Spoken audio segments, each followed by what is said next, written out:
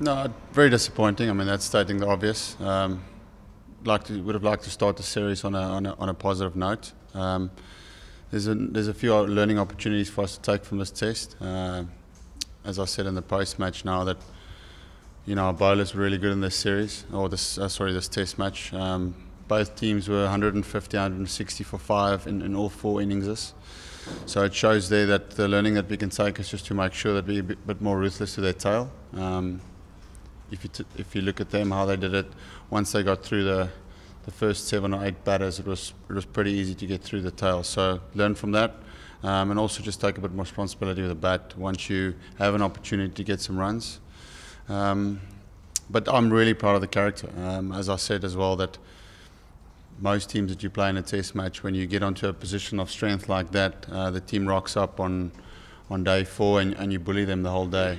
So great to see the fight from our bowlers yesterday, bowling Australia out for 200 odd, and then not a great start with the bat, but then once again great character from the young guys just to start their series off really well, and that will do them very well for this series. With my towel on.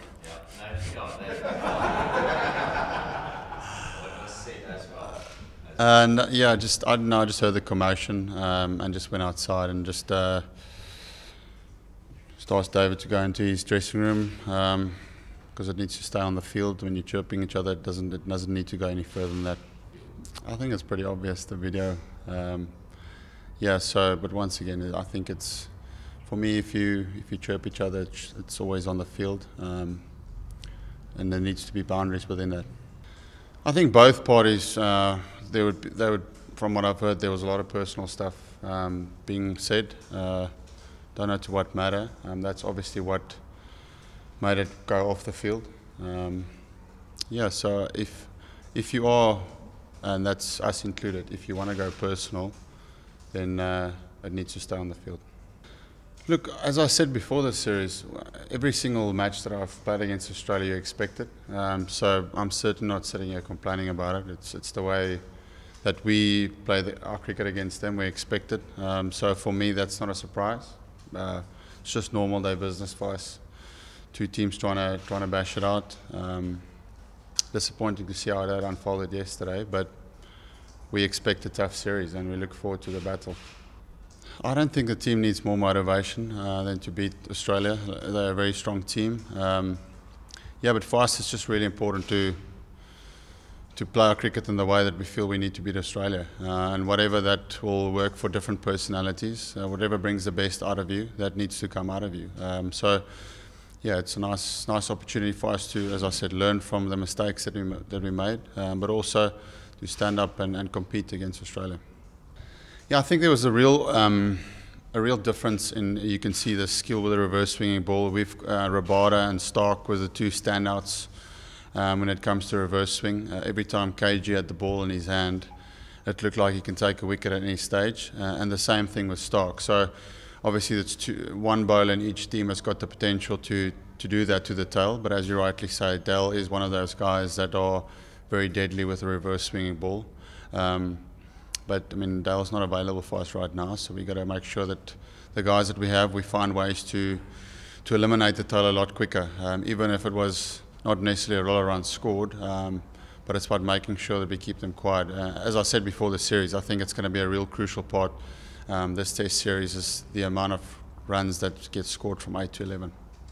It's difficult for the tail. I mean, there's a reason why Stark has done that. He's not done it just to South Africa. He reverse swings the ball at pace, and as I said, the only weapon we have with the South African team that does that right now is Kagiso as well. So the tail's going to have to scrap it and try and get as many runs as possible. But we know as the top 7 or 8 batters, the responsibility lies on us to make sure, because for us it will be a little bit easier. And then same thing when Kagiso gets a sniff for the tail, that he can run through them in the same way. So that's the plan for us, making sure we can eliminate them a little bit quicker. No, I mean the cricket should speak from itself. That's obviously probably an isolated incident as one incident now. But that's, as I said, you expect that playing against Australia. It's competitive cricket. For me, as long as it stays on the field, then it's okay. Look, I think your umpires play a big role in that. to make sure that you don't let it get to that stage. As there's been a lot of games where we've played where our bowlers or someone will get penalised or demerit points for if they step over that line.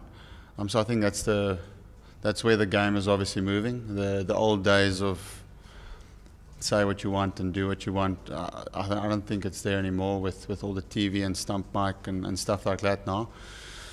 So yeah, it's I suppose to answer your question, that lies with how they handle what's happening out there on the field. No, but as I say many times, I play cricket expecting that. If I play against Australia and I don't hear that, then I'm disappointed. So no, for me that's part of the game. To answer your question, it's just I don't decide where that line is. That was a brilliant knock. It says a lot about his character once again. Went through a little bit of a tough stage through the one days against India, and you can always judge a guy how he stands up in big performances. The run out between him and AB would have been weighing on his mind, and I was out there with him, and obviously from an Australian cricket team point of view, they were trying to put pressure on to make him sure that was something that should weigh on his shoulders, and to get through that says a lot about a young guy. Just the belief that he has in himself, and we know the talent that he has as a batsman.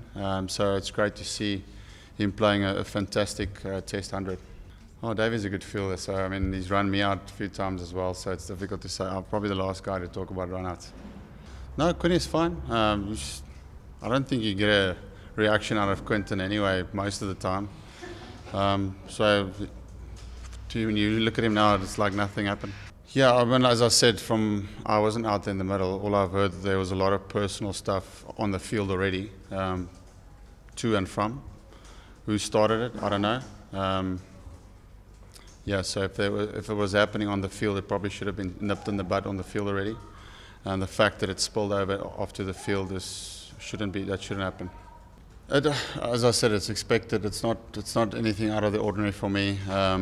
We certainly don't complain about it. It's big men playing competitive sport. So yeah, I didn't even see the footage of Lyon dropping the ball on AB until this morning. So it's not like it was anything extra for us. We just play. Obviously Australia they were on top for most of the game, and when you're on top, generally those things happens to you more as a team. But no, we just kept going. I didn't know we had an option of on or off. I thought it was just there always. And if you say stuff and you obviously get caught, then you get caught. But if you don't get caught, then stuff will be said all the time. That's part of cricket.